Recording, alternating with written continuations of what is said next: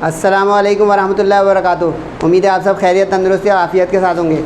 आप देख रहे हैं मेरा अपना YouTube channel JJC by sir Jawwad. मैं हूं जव्वाद अख्तर। आज की lecture video second year chemistry के चैप्टर नंबर 5 का आखिरी हिस्सा है। अगर आपको याद हो, चैप्टर 5 मैंने कराया था जिसमें अल्केन, अल्कीन, अल्काइन, उसके जो है स्ट्रक्चर, प्रिपरेशन, केमिकल प्रॉपर्टीज़। उसके बाद मैं चला गया था नॉमेनक्लेचर पर, अल्केन, अल्कीन, अल्काइन के। उसके बाद ये वापस इसलिए आ रहा हूँ कि अब ये जो इसका टॉपिक है आइसोमेरिज्म, उसके अंदर ज़रूरत पड़ती है उस नेमिंग की, इसलिए ये इसके बाद रखा है। इस पर ये चैप्टर नंबर 5 इंशाल्लाह पूरा वाइंड अप हो जाएगा। तो आज का लेक्चर थोड़ा छोटा होगा निस्बतन, साथ रहिएगा। शुरू करते हैं। बिस्मिल्लाहिर्रहमानिर्रहीम। चैप्टर 5 का लास्ट पार्ट है ये। लेक्चर नंबर अगर आप देख रहे हैं तो लेक्चर नंबर के साथ चलते रहिएगा। आइसोमेरिज्म, आइसोमेरिज्म जो है ये ख़ास प्रॉपर्टी या कैरेक्टरिस्टिक है ऑर्गेनिक कंपाउंड्स की। ऑर्गेनिक कंपाउंड शो करते हैं आइसोमेरिज्म। सबसे पहले तो डेफिनेशन आपको पता होनी चाहिए कि what is isomerism. Iso means same, लिखा हुआ नज़र आ रहा होगा, और mer means unit, individual unit is called mer. और ये जो आखिर में इज़म आ गया, ये कोई फिनोमिना या कैरेक्टरिस्टिक होगी।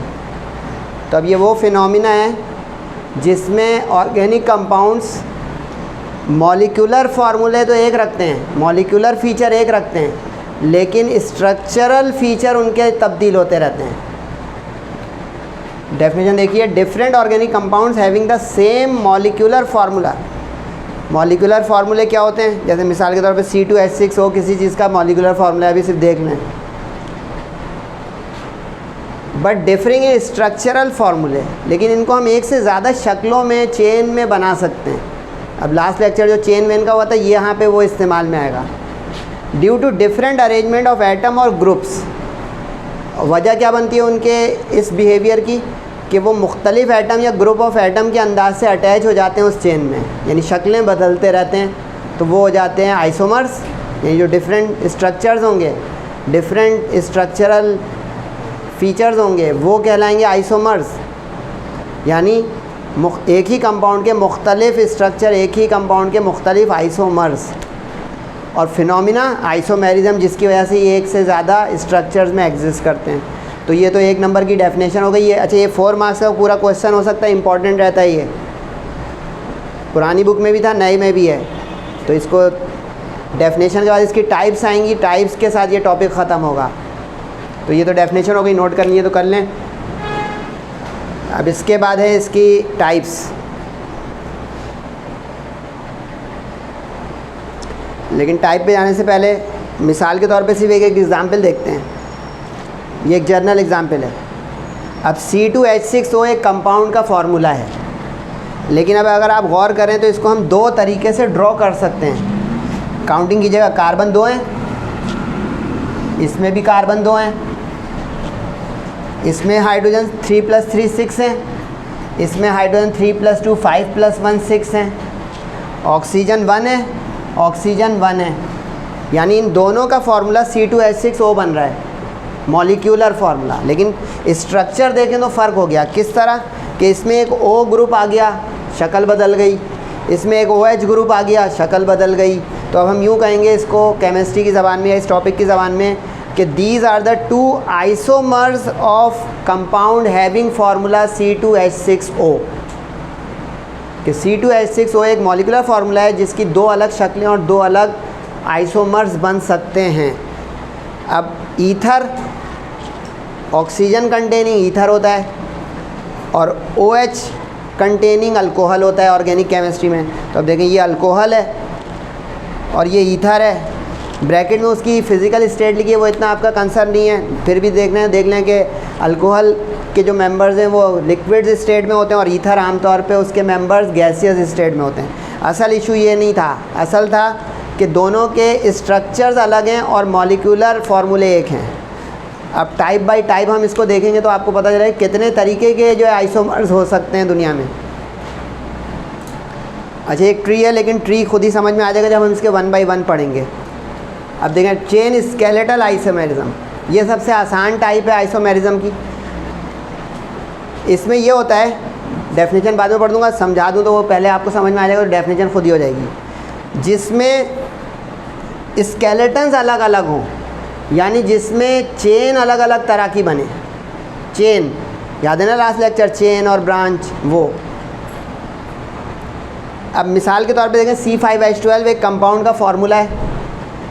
अगर आप लोगों ने अल्केन मेरे साथ पढ़ा तो 5 वाला पेंट हो गया, पेंटेन, सही है।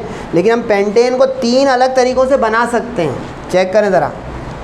1 2 3 4 5 कार्बन लाइन से स्ट्रेट अनब्रांच, और हाइड्रोजन फुलफ़िल करना आप लोगों को आ गया था, फिर भी देख लें 3 और 3 6, और दरमियान में 6 12 हो गए।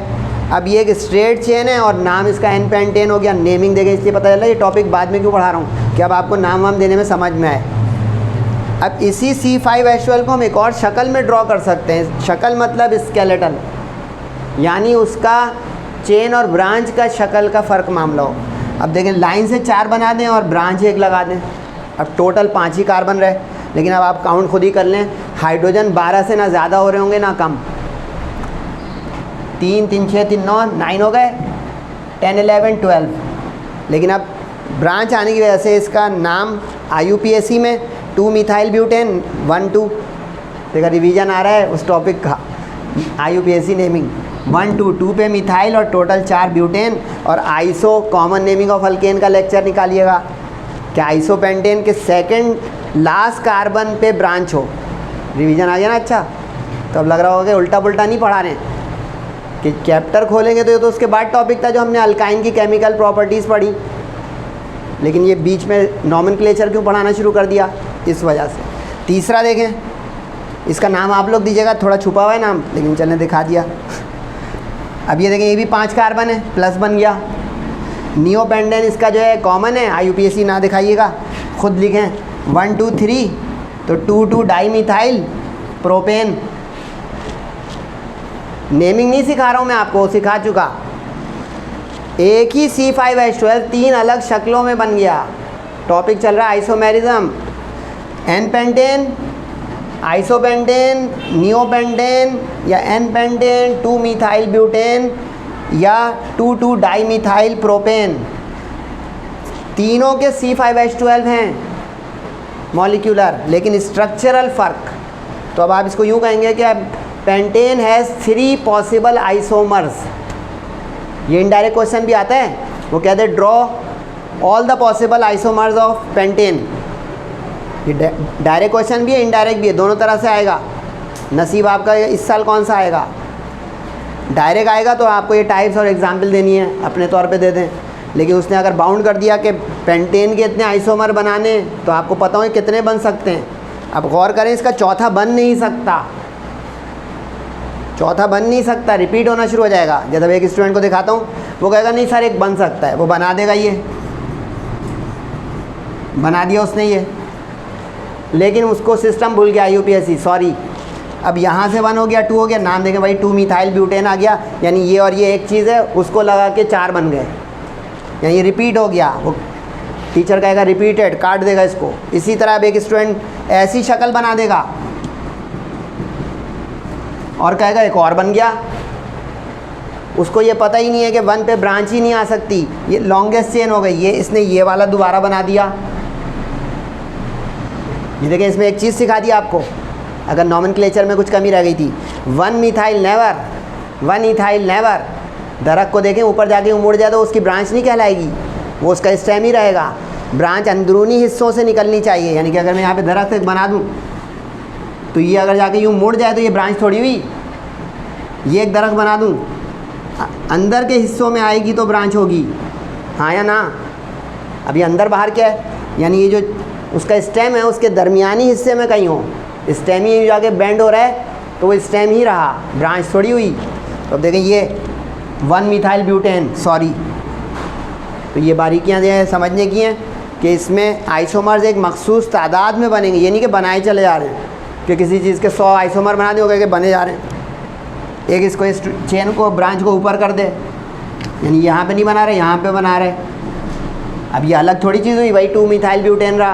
क्या सीखा कि टाइप 1 ये कहती है कि स्ट्रक्चर्स बदल जाएं, स्केलेटन बदल जाएं, लेकिन मॉलिक्यूलर फार्मूला सेम रहे, क्योंकि वो तो सबकी डेफिनेशन में रहेगा चारों टाइप की, क्योंकि आइसोमर्स की टाइप्स हैं तो they must fulfil the definition of isomerism कि having same molecular formula, having same molecular formula.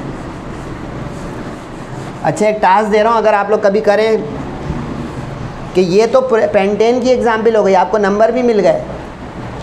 अगर यहाँ हेक्सेन हो तो कितने आइसोमर्स बनेंगे, बना के बताइएगा, सही है।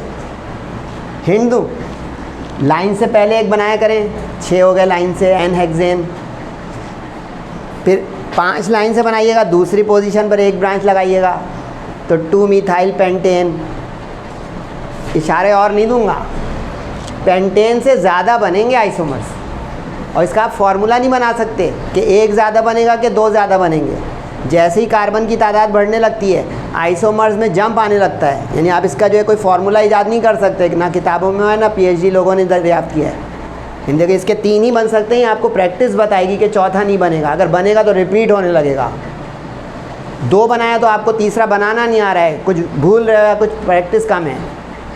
हेक्सेन के चले इतनी हिंट दे देता हूँ, 5 बनेंगे, बना के बताइएगा, सही है। दूसरी टाइप देखते हैं। अच्छा टाइप की डेफिनेशन देख लें भाई, different compounds having same molecular formula differ in chain. देखिए चेन अलग अलग तरह की बन गई। तो अब टाइप 2 पे आ जाइए। अच्छा इसका IUPAC भी देख लीजिएगा, नियोपेंटेन या 2,2, क्योंकि 1, 2, 3 चेन हो गई, 2,2 डाईमिथाइल प्रोपेन। अब इसकी type 2, type 2 position isomerism. Position isomerism नाम में ही है, जिसमें पोजीशन किसी चीज़ की बदल जाए, मकाम। पोजीशन आइसोमेरिज्म, मकाम। अब सोचें किस चीज़ का मकाम बदले। अब इसमें 2 चीज़ों का मकाम बदल सकता है, या तो डबल बॉन्ड ट्रिपल बॉन्ड का, या डबल बॉन्ड का ट्रिपल बॉन्ड का, या फंक्शनल ग्रुप का। अब एग्जाम्पल नंबर 1 देखें। अल्कीन के जनरल फार्मूला मैंने आपको बताया था, CnH2n, कार्बन से हाइड्रोजन डबल तादाद में, तो ब्यूट 4 वाला, तो 4 2 8, यानी ये ब्यूटीन का मॉलिक्यूलर फार्मूला हो गया। अब ब्यूटीन आप कितने तरीके से बना सकते हैं, चेक करें। लास्ट क्लास में मैंने आपको अल्कीन अल्काइन का नॉमेनक्लेचर सिखाया है। डबल बॉन्ड देखें यहाँ पे है तो ये 1 हो जाएगा, रिवीजन, तो ये 1 ब्यूटीन, सही हो गया। लेकिन इसी डबल बॉन्ड को मैं स्विच कर दूँ दूसरी पोजीशन पर, तो अब 1 2 पे आ गया, तो 2 ब्यूटीन। लेकिन कार्बन और हाइड्रोजन काउंट करें, 4 और 8 होंगे इसमें भी और उसमें भी। बदली क्या चीज़ की शक्ल, क्या बदला स्ट्रक्चर में, पोजीशन ऑफ डबल बॉन्ड, कि इसमें पोजीशन डबल बॉन्ड की फर्स्ट है, उसमें सेकंड है। अब कुछ बच्चे सोचें सर इसका तीसरा भी मैं बना सकता हूँ, बनाइए, मैं भी बना रहा हूँ। गलत बना रहा हूँ मैं अपना बता रहा हूँ, आप अपना सही बना के दिखाएं। एक मासूम बच्चे ने बना दिया ये, और कहेगा सर 3 ब्यूटीन, मैं कहूँगा एक्सीलेंट बच्चा, बिल्कुल रॉन्ग बच्चा, क्योंकि उसको सिस्टम ऑफ नेमिंग भी रखना है कि इधर करीब था, उधर करीब था, तो जिधर भी करीब था। अब यहाँ पे बना के, जैसे अब मैंने अपने वाले में इधर बनाया है, अब जान के इधर कर रहा हूँ कि अब एक बच्चा कहता है ये 1 2 3 4 3 ब्यूटीन, गलत हो गया, क्योंकि जिधर डबल बॉन्ड आ गया वो 1 हो गया। नेमिंग भी रिवाइज कीजिए काइंडली, क्योंकि सिर्फ आइसोमर्स बना रहे हो, नाम नहीं दे रहे हैं, तो एग्जाम्पल को इनकम्प्लीट शुमार कर लेगा। एग्जाम्पल में आप डायग्राम बनाए जा रहे हैं, स्ट्रक्चर बनाए जा रहे हैं, नाम दे ही नहीं रहे, तो पता कैसे चलेगा कि वो आइसोमर्स हैं, क्योंकि हर आइसोमर का दूसरे से नाम बदलेगा। पीछे अभी देख लें, मैं नहीं दिखा रहा हूँ, अब आप अपनी कॉपी पे देख लें। पेंटेन की जो 3 शक्लें बनी, तीनों के नाम बदल गए, याद रहा। अब मैं कितना रिवाइज देखें, इससे लेक्चर लंबा हो जाता है, आप रिवाइज आप करें। कैन पेंटेन अलग नाम है, आइसोपेंटेन अलग नाम है, नियोपेंटेन अलग नाम है, एन पेंटेन अलग नाम है, 2 मिथाइल ब्यूटेन अलग नाम है, 2 2 डाईमिथाइल प्रोपेन अलग नाम है। देखा, आइसोमर में ये पता चलता है कि अगर आप आइसोमर एक जैसे 2 बना देंगे तो नाम एक जैसे 2 आ जाएंगे, चेक हो जाएगा कि मैंने रिपीट करना शुरू कर दिया है। तो अब यहाँ पे ये देखें 1 ब्यूटीन, वो भी 1 ब्यूटीन हो गया, इसलिए ये गलत हो गया, यानी रिपीट होना शुरू हो गया। तो ये हो गया पोजीशन, देखा पोजीशन ऑफ डबल बॉन्ड बदल गया। अब आप अच्छे स्टूडेंट हैं माशाल्लाह, किसी अल्काइन की एग्जांपल दे दें ट्रिपल बॉन्ड की पोजीशन बदल के, यानी ये टॉपिक मज़ेदार इंटरेस्टिंग उनके लिए समझ आ जाए, अपनी एग्जांपल दें। मैंने देखा पिछले में पेंटेन की दी, हेक्सेन की ज़बानी बोली के करो, आप पर है कि आप एग्जाम्पल अपनी सूटेबल दे दें। देखिए इसमें ब्यूटीन की दी है, आप पेंटीन की दे दें, मैंने ब्यूटीन की दी है, आप ब्यूटाइन की दे दें। ट्रिपल बॉन्ड वाला भी ये करेगा काम, क्योंकि देखिए क्या लिखा हुआ है, based on the different position और डबल और ट्रिपल बॉन्ड। देखिए एग्जाम्पल डबल बॉन्ड वाली है, ट्रिपल बॉन्ड वाली आप दें। फंक्शनल ग्रुप की ये मैं दे रहा हूँ, यानी 3 एग्जाम्पल जा सकती हैं, एक डबल बॉन्ड वाले की, एक ट्रिपल बॉन्ड वाले की और एक फंक्शनल ग्रुप की। फंक्शनल ग्रुप भी देख लें, लेकिन ये थोड़ा मुश्किल होते हैं फंक्शनल ग्रुप की आइसोमर्स, थोड़ा सा ऊपर। अब एग्जाम्पल नंबर 2, अब C3H7OH आप 2 तरीके से बना सकते हैं, एक सीधा लाइन से 3 बनाए, किनारे पे OH लगा दें, एक सीधा लाइन से बनाए, दूसरी पोजीशन पे OH लगा दें। अब देखें फंक्शनल ग्रुप के मकाम बदल रहा है, पोजीशन बदल रही है, इसलिए हम कहेंगे ये भी एग्जाम्पल हो गई पोजीशन आइसोमेरिज्म की, क्योंकि अब देखिए फर्स्ट पोजीशन पे है और टोटल 3 है, तो देखिए 1 प्रोपेनॉल हो गया। ओल लग जाता है अगर फंक्शनल ग्रुप में अल्कोहल हो, अल्कोहल में देखिए गौर से इसकी स्पेलिंग में OL आ रहा है, इसलिए इस फैमिली का नाम हो गया प्रोपेनॉल। अब इसमें 2 पे आ गया यही OH, तो अभी हो गया 2 प्रोपेनॉल। यूँ कहेंगे अल्कोहल की भी थोड़ी सी नेमिंग आ गई कि अगर OH करीब होगा कहीं से तो वो 1 हो जाएगा, तो अब ये 1 पे टोटल 3 वाला प्रोपेन, लेकिन प्रोपेन क्यों, OH आया तो नाम ई हट के अल्केन का ओल लग जाएगा, ई हटेगा अल्केन का और ओल लग जाएगा, तो हम कहेंगे ये अल्कोहल के फैमिली के मेंबर्स आने शुरू हो गए। तो देखिए 1 प्रोपेनॉल 2 प्रोपेनॉल। अच्छा इसके जो IUPAC ये कॉमन नेम है, अब जिन लोगों ने मेरे साथ वो कॉमन नेम ऑफ अल्केन्स और अल्काइल्स के एन प्रोपाइल क्या होता है, आइसो प्रोपाइल क्या होता है, सेक प्रोपाइल क्या होता है, नियो क्या होता है, उसके बुनियाद पे आ रहा है कि सेकंड पे ये लगा तो ये आइसो हो गया 3 वाला प्रोपाइल, स्ट्रेट में लगा हुआ है तो एन हो गया 3 वाला प्रोपाइल। ऊपर वाला कॉमन नेम है, नीचे वाला IUPAC है। आप एक भी देंगे इस टॉपिक में, क्योंकि ये टॉपिक थ्योरी का है तो सफिशिएंट होगा, लेकिन एक नाम ज़रूर देना है आइसोमर्स के साथ, ताकि पता चले नाम फ़र्क हैं, आइसोमर्स फ़र्क हैं। अच्छा अच्छे स्टूडेंट हैं आप लोग माशाल्लाह। ब्यूटाइल अल्कोहल का एग्जाम्पल खुद दें घर में, C4H9OH की लाइन से 4 बनाए एक OH, लाइन से 4 बनाए सेकंड पोजीशन पे OH, और उसमें तो एक और बन जाएगा, क्योंकि जितनी चेन बढ़ाएंगे उतने आइसोमर्स बढ़ते जाएंगे। इसलिए देखिए ज़्यादा लंबी एग्जाम्पल देने में एहतियात है, क्योंकि अगर आपने एक लंबे चेन ले ली और बन रहे उसके 6 आइसोमर और आपने 3 बना के कहा एक्सेट्रा एक्सेट्रा, वो कहेगा अच्छा एक्सेट्रा एक्सेट्रा, तो नंबर भी एक लेस।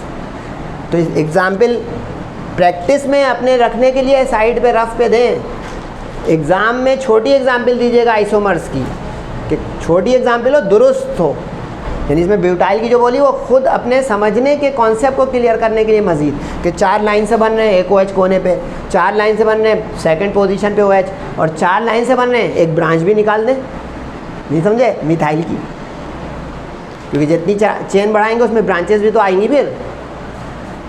तो ये हो गई सेकेंड टाइप या क्लास आइसोमेरिज्म की, यानी position isomerism. Functional group isomers, अच्छा नाम ही डिसाइड करता रहेगा अगर आपको नाम समझ में आ रहे हैं। देखिए पोजीशन, किसी चीज़ की पोजीशन बदली, फंक्शनल ग्रुप बदल जाएंगे। अब OH लास्ट एग्जाम्पल में देख चुके अल्कोहल ग्रुप है, O इस टॉपिक के शुरू में एक जर्नल एग्जाम्पल में देख चुके ईथर ग्रुप है। अब देखें खुद ही C4H10O मॉलिक्यूलर फार्मूला है, जैसे ब्यूटीन का भी पिछले में C4H8 था, उससे पीछे वाले में पेंटेन में C5H12 था। देखिए मॉलिक्यूलर फार्मूले same but structural feature different, structure अलग। अब देखिए C4H10 1 2 3 4 हो गए C4, 3 2 5 6 7 8 9 10 H10 हो गए, एक ऑक्सीजन। पहले ये देख लेते हैं 3 2 5 3 to 5 H10 हो गए, 1 2 3 4 हाइड्रोजन 4 हो गए, लेकिन शक्ल देख रहे हैं बदल गई। इस तरह से 4 कार्बन कंटिन्यूटी में और किनारे पे एक O ग्रुप वाला फंक्शनल ग्रुप है, तो देखिए ये अल्कोहल हो गया। इस तरह से 4 दो हिस्सों में बढ़ गए कार्बन के 2 2 होकर, और ऑक्सीजन का फंक्शनल ग्रुप सेंटर में आ गया एक नया। तो देखिए फंक्शनल ग्रुप की जो है क्लास बदल गई। समझ में आ गई हेडिंग? फंक्शनल ग्रुप आइसोमेरिज्म, यानी जिनमें फंक्शनल ग्रुप डिफरेंट हो जाएं। देखिए ये अल्कोहल हो गया, तो देखिए एन ब्यूटाइल अल्कोहल, इसका IUPAC name alcohol, n butyl alcohol, या 1 ब्यूटेनॉल, ब्यूटेन ई हटा के ओल तो 1 ब्यूटेनॉल IUPAC। इस पे आ जाएं, ये इथाइल है, ये इथाइल है, रिवीजन। तो 2 दफ़ा हो तो क्या बताया था? डाईथाइल, तो डाईथाइल ईथर। अच्छा, इस पे ये जब हम ईथर वाले चैप्टर पे जाएंगे तब मैं आपको ईथर्स की IUPAC बताऊंगा। अभी आप ये ना भी करें कोई नो टेंशन नो मेंशन, मैं नहीं पूरा 5 मिनट लगा दूंगा कि इथॉक्सी कब होता है, मिथॉक्सी कब होता है। अभी लिख लें भले। इस एरो का मतलब है कि टू बी कंटिन्यूड इंशाल्लाह चैप्टर नंबर 8 के साथ आएगा ये ईथर का ग्रुप। एग्जाम्पल 2 भी देखना चाहिए, एक एग्जाम्पल सफिशेंट है, ये प्रैक्टिस के लिए इतनी एग्जाम्पल हैं। अब इसको गौर करें, C3H6O मॉलिक्यूलर फार्मूला आया C3H6O। अब इसको आप 2 तरह से कैसे लिखें, C और HO, ये लिस्ट बना लीजिएगा थोड़ी सी। OH alcoholic group, O ether group, CHO aldehydic group, और ये उसमें आ चुका है किसमें? अल्काइंस की केमिकल प्रॉपर्टीज़ में जाके देखिएगा। हाइड्रेशन ऑफ अल्काइन से मॉलिक्यूलर रीअरेंजमेंट से एल्डिहाइड बनता है सर, आपको याद है? आप तो देख देख के पढ़ाते हैं, ये अभी नहीं है भाई, देख लो कुछ भी कहीं से बता रहा हूँ। तो ये एल्डिहाइड हो गया। CO याद करें, ये कीटोन हो गया, कीटोन। अब टॉपिक क्या चल रहा है उसको देखें। 3 कार्बन, तो 1 2 3 C3, 3 कार्बन 1 2 3, हाइड्रोजन कितने चाहिए? 6, 3 2 5 और 1 6, 3 और 3 6। ऑक्सीजन कितनी चाहिए? 1 1 1 और 1। कुछ पता चल रहा है क्या हो रहा है? हैविंग सेम मॉलिक्यूलर फॉर्मूले बट डिफरेंट फंक्शनल ग्रुप्स।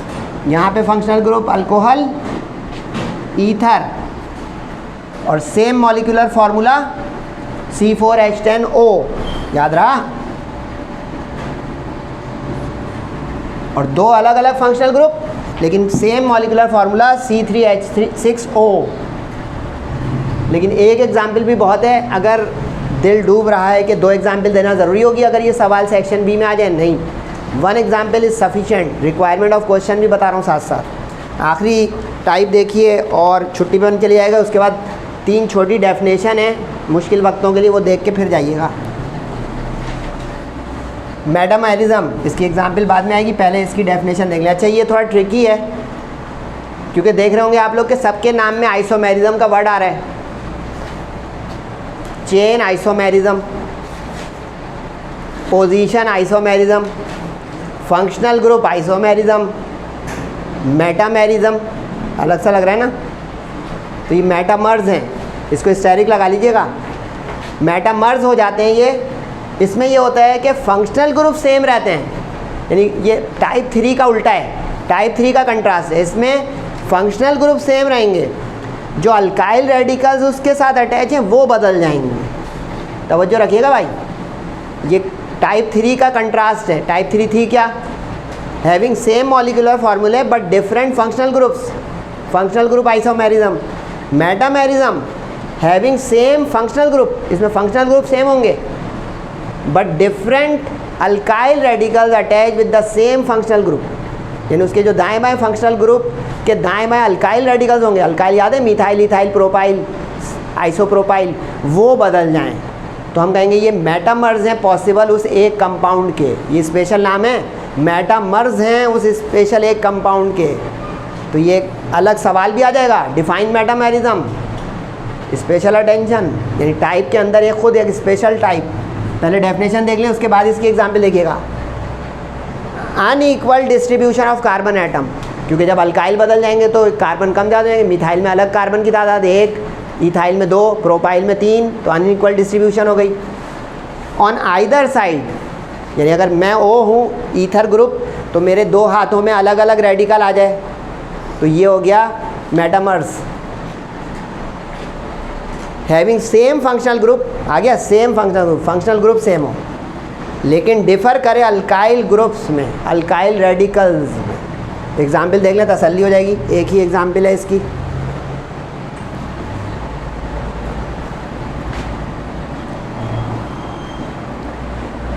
अब C4H10O, अच्छा लग रहा होगा कि ये तो अभी थोड़ी देर पहले भी जा चुकी है एग्जाम्पल। वहाँ पे किस सेंस में गई थी? वहाँ पे फंक्शनल ग्रुप के सेंस में गई थी। अब इस एक ही को C4H10O को हम 3 तरह ईथर की शक्ल में बना देंगे। तवज्जो रखें भाई, ये वाला आप लोगों ने देखा था अभी थोड़ी देर पहले, ये वाला है सर, ऐसा थोड़ी था, बात कर दिया ऐसे ही था। CH3 CH2 रिवीजन, इसी को तो कहते हैं C2H5। इथाइल को लिखने के 2 तरीके, और फिर C2H5 CH2 CH3, इसी को तो कहते हैं C2H5। काइंडली ऐसा ना करेंगे, थोड़ा सा बदले आप कहोगे ये तो अलग चीज़ है, लेकिन ये आ गया। अब इसके दाएं बाएं जो 2 शक्लें बनी हैं उस पर गौर करें। 1 कार्बन और 3, 4 कार्बन हुए, 2 और 2 4 तो गिनवा चुका था। 1 2 3 और 4 कार्बन 4 हुए, लेकिन अब हाइड्रोजन ज़रा गिनिएगा, इसमें 10 गिनवा चुका था आपको, इसमें गिन लेते हैं 7 + 3, आप काउंट कर लें भाई, मुझे गिनती आ गई।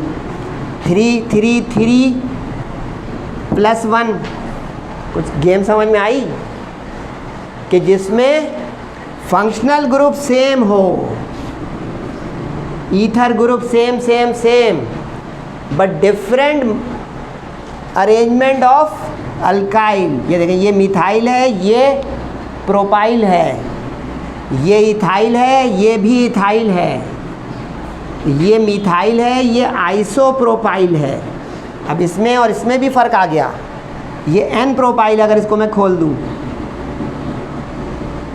ये देख लें भाई, ये एन प्रोपाइल हो गया।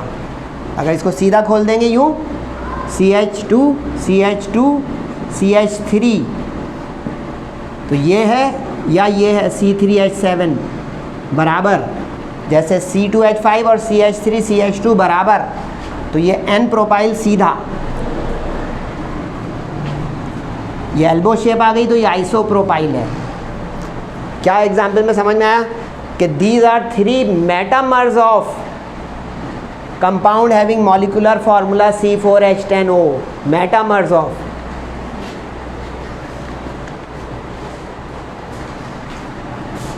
तो ये इंपॉर्टेंट टॉपिक है कि isomers give its types with examples, या इसमें एक special define metamerism, give example.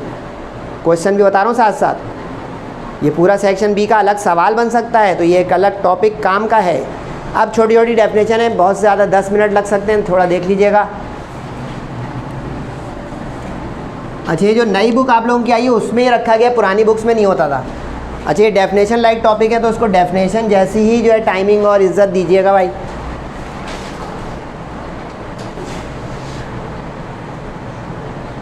कुछ लोग इसको चायरल सेंटर कहते हैं, कुछ लोग इसको चिरल सेंटर कहते हैं। इसमें ये होता है, कार्बन जो होता है ना, मरकज़, सेंटर किसी चीज़ का बनता है मरकज़। इसमें ये होता है, कार्बन अगर 4 तरफ से घिरा हुआ हो, बॉन्डेड हो, तो हम कहेंगे वो कार्बन का एक सेंटर बन जाएगा, एक मरकज़ बन जाएगा, जिसके साथ अटैचमेंट्स की वजह से वो एक कंपाउंड कंजेशन वाली कैफियत में आ जाएगा। तो डेफिनेशन तो इसकी आसान है कि chiral centre is formed in a molecule when a carbon atom, carbon organic compounds की chemistry, is bonded to 4 different atoms or groups, 4 different atoms or groups। अब इन दोनों एग्जाम्पल पे आप गौर करें, आपको पता चल जाएगा कि कौन सा सेंटर क्या बना।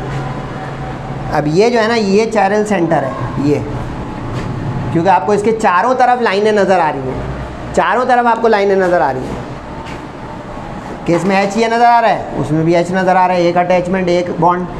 CH3 उसमें नहीं है, लेकिन 2 बॉन्ड हो गए इधर और इधर। तीसरा COOH इसमें और उसमें भी है।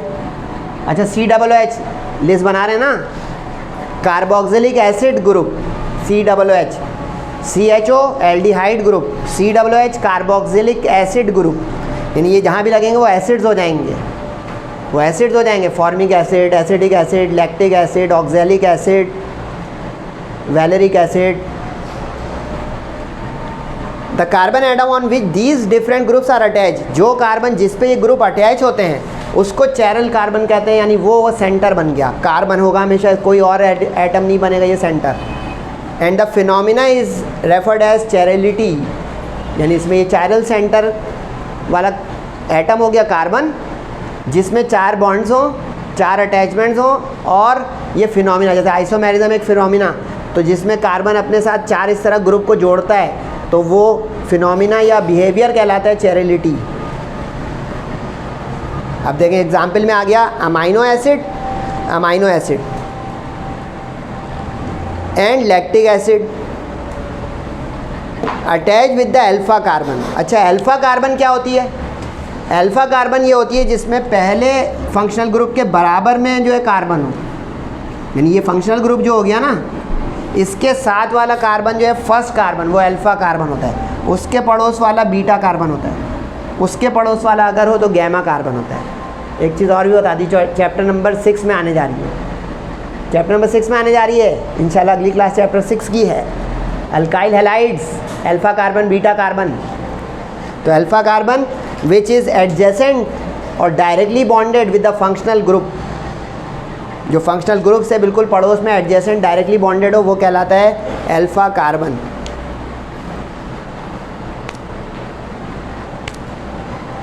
तो ये डेफिनेशन के लिए कर लीजिएगा, MCQs आ सकती है, कुछ नहीं आया तो। अच्छा, अब इस चैप्टर में 2 ऐसे टॉपिक हैं जिसको फिज़िक्स के साथ जोड़ना है आपको। अगर आप लोगों ने कभी फिज़िक्स में लाइट वगैरह पढ़ा हो, लाइट का कॉन्सेप्ट, कभी लाइट की नेचर पढ़ी हो, रेफरेंस दे देता हूँ, फर्स्ट ईयर फिज़िक्स में एक चैप्टर 9 होता था, नेचर ऑफ लाइट। अब तो फिज़िक्स की भी बुक बदल गई, आप लोग खुशनसीब रहे कि आपकी बुक हल्की थी, अब भारी है फर्स्ट ईयर की। तो उसमें जो नेचर ऑफ लाइट का चैप्टर 9 होता था, उसमें एक बहुत छोटा सा टॉपिक होता था, लेकिन अक्सर लोग उसको पढ़ते नहीं थे तफसील से। Polarization, polarization which is the confirmation test for the transfer nature of light. कि पोलराइजेशन एक फिनोमिना है जिससे किसी लाइट के इलेक्ट्रोमैग्नेटिक वेव्स के ट्रांसफ़र्स होने का सबूत कंफर्म होता है। तो ये देखें, इसमें वो लफ्ज़ आएंगे तो इसमें फ़िज़िक्स प्लस केमिस्ट्री चलेगी। अब आप सोचोगे ये क्यों है? क्योंकि जो कंपाउंड्स होते हैं वो मॉलिक्यूल से बनते हैं, मॉलिक्यूल्स के अंदर जो है वो उसके सेंटर्स बनते हैं। तो अगर हम उससे लाइट को या कभी प्रिज्म से उसकी रेडिएशन के साथ एफिलिएट करके स्टडी करें तो ये 2 टॉपिक बन जाएंगे नई केमिस्ट्री में। अब जैसे लिखा हुआ है optical activity, optical activity, optical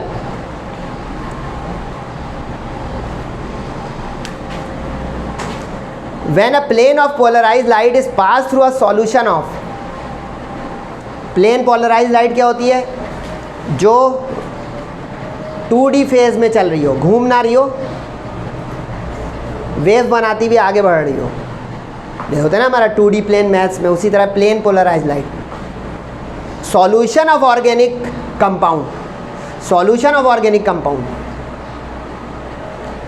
अब ऑर्गेनिक कंपाउंड का कोई सॉल्यूशन बना लो, ऑर्गेनिक कंपाउंड का कोई सॉल्यूशन बना लो,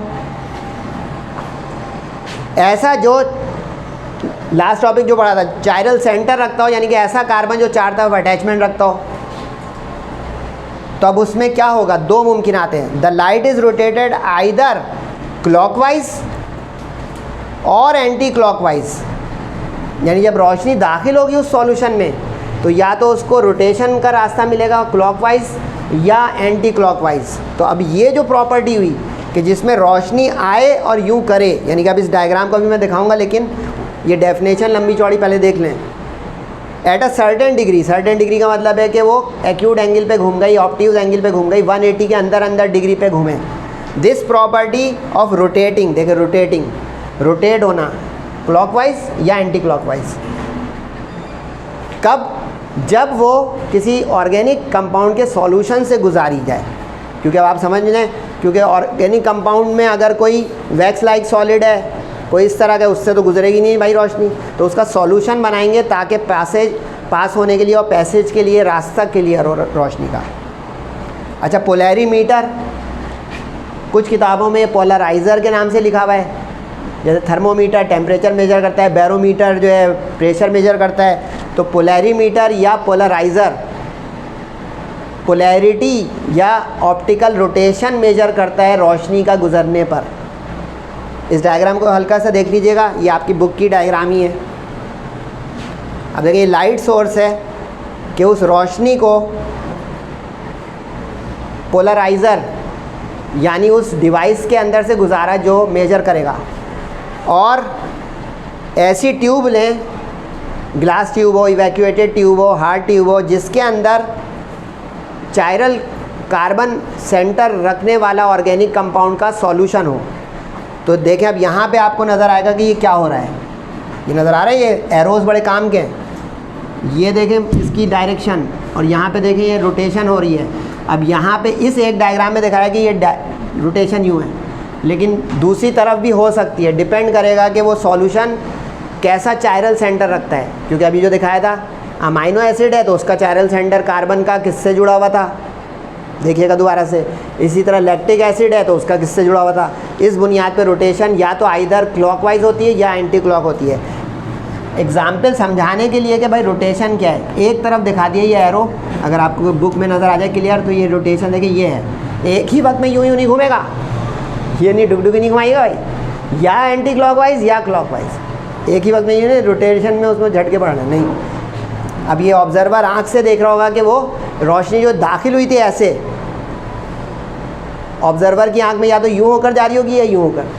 तो ये टॉपिक डेफिनेशन लाएगी, ये भी समझने का है या नहीं है आपके लिए।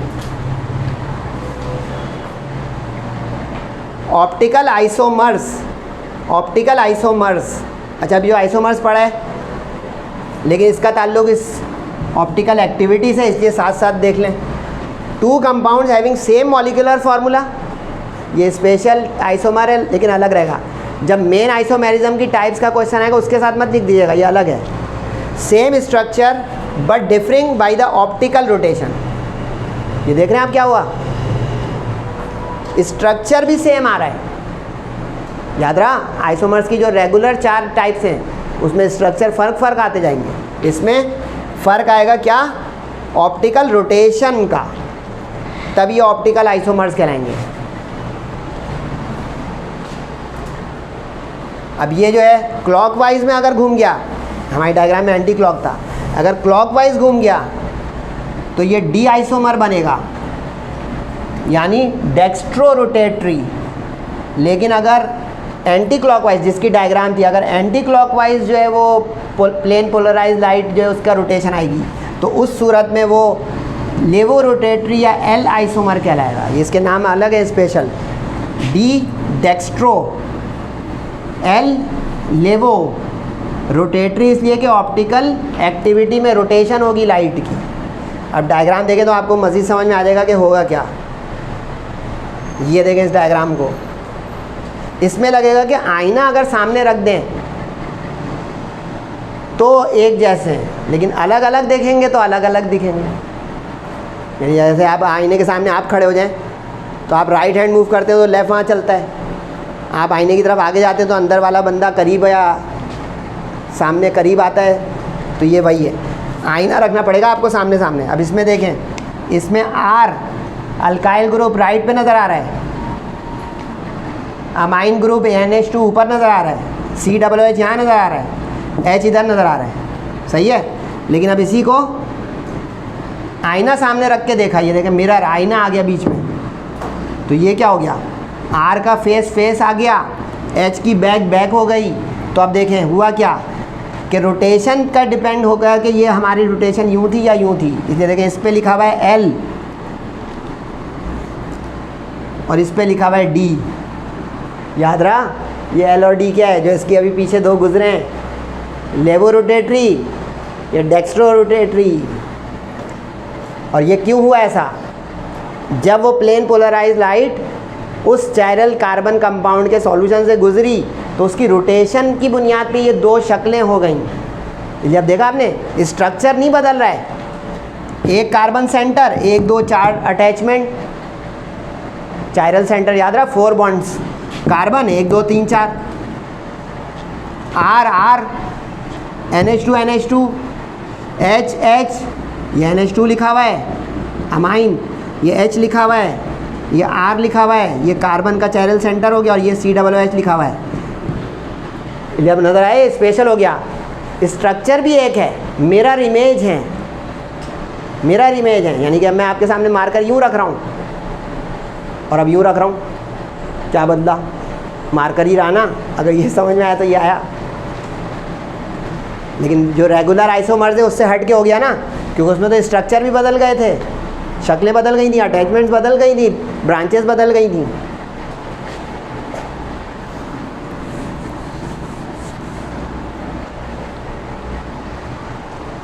ये आखिरी चीज़ भाई, उसके बाद जो है टाटा बाय बाय, अल्लाह हाफिज़। स्टीरियो आइसोमेरिज्म, स्टीरियो आइसोमेरिज्म में ये होता है, इसकी डायग्राम देंगे तो आपको ज़्यादा समझ में आ जाएगा।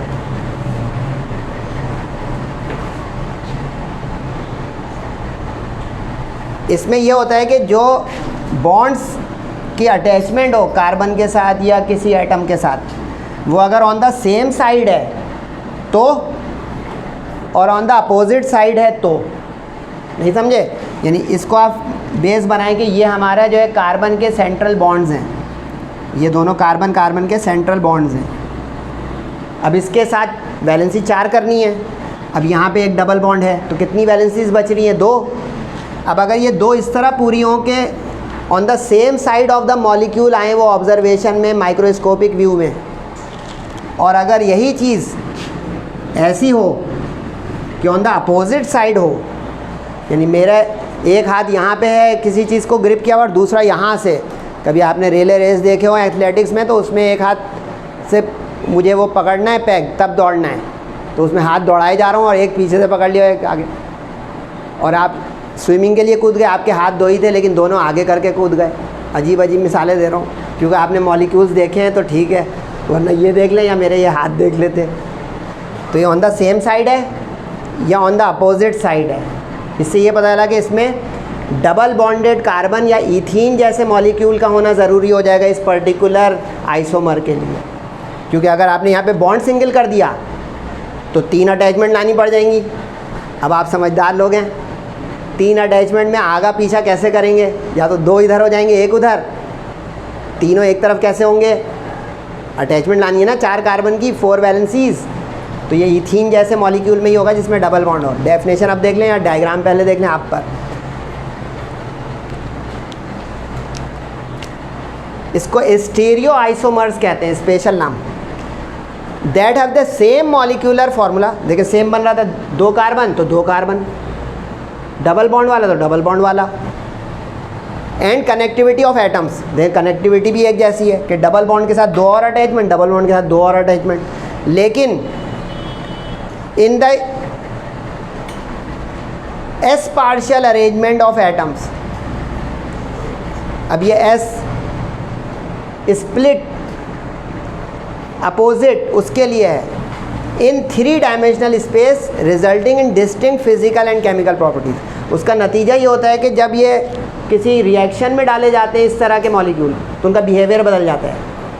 क्यों बदल जाता है ये भी हमारे सिलेबस में नहीं, लेकिन हल्का सा बता दूं, क्योंकि अगर एक तरफ सारी कंजेशन एटम्स की तरफ होगी, जैसे अब देखिए इसमें सारा बोझ इस तरफ होगा ऑन द फेस साइड, और इसमें स्प्लिट होगा, आधा आगे आधा पीछे, तो रिएक्शन का जो चैनल होगा उसमें अलग अलग उसको एक्सपोजर मिलेगा। तो रिएक्शन और फिज़िकल प्रॉपर्टीज़ का मतलब है उसकी स्टेट, उसका जो है physical properties, melting point, boiling point या सॉलिबिलिटी, ये सब बदल जाएगा। तो geometrical isomers are type of isomer. देखो ये ज्योमेट्रिकल ही हो गया, यानी ये टाइप 1 जो हमने पढ़ी थी स्केलेटल, उसकी एक शक्ल है एक किस्म है। And are found in the compounds having 2 different groups on double, आ गया डबल बॉन्डेड, डबल बॉन्डेड की ये प्रॉपर्टी जाएगी। Both compounds have restricted movement of atoms. देखें रिस्ट्रिक्टेड मूवमेंट, यानी ये 2 उधर जा नहीं सकते बंधे में, उसका एक इधर और उधर वाला इधर उधर आ नहीं सकते। मैंने आप लोग सोच रहे हो कि ये भी उधर कर दो, तो ऑन पेपर तो कर दोगे, लेकिन एक्चुअल जब ये बनते हैं कुदरती तौर पे या इंसान को प्रिपेयर करता है आर्टिफिशियली, तो ये रिस्ट्रिक्ट रहते हैं कि ये वाले कार्बन की अटैचमेंट दूसरी तरफ ही दोनों हाथ, यानी कि आगे पीछे मैं कर तो रहा हूँ, मॉलिक्यूल में ये वाला अगर ऐसा है तो ऐसे ही रहेगा, दोनों यूथ है तो ये ऐसे ही रहेगा। रिस्ट्रिक्शन है इसमें, आगे पीछे नहीं होता, वरना ये टाइप ही नहीं बनती कि अगर ये इंटर कन्वर्टेबल होते तो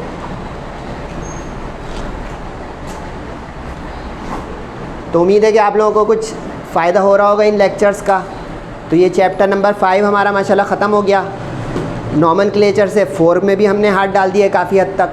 अगले लेक्चर में इंशाल्लाह हम चैप्टर 6 अल्काइल हैलाइड्स पे जाएंगे, तो साथ रहिएगा मेरे। इंशाल्लाह सेहत और ज़िंदगी रही तो अगले लेक्चर वीडियो में आपसे फिर मुलाकात होगी। तब तक अपना और सबका बहुत ख्याल रखिएगा। तब तक के लिए अस्सलामु अलैकुम वरहमतुल्लाहि व बरकातुहू।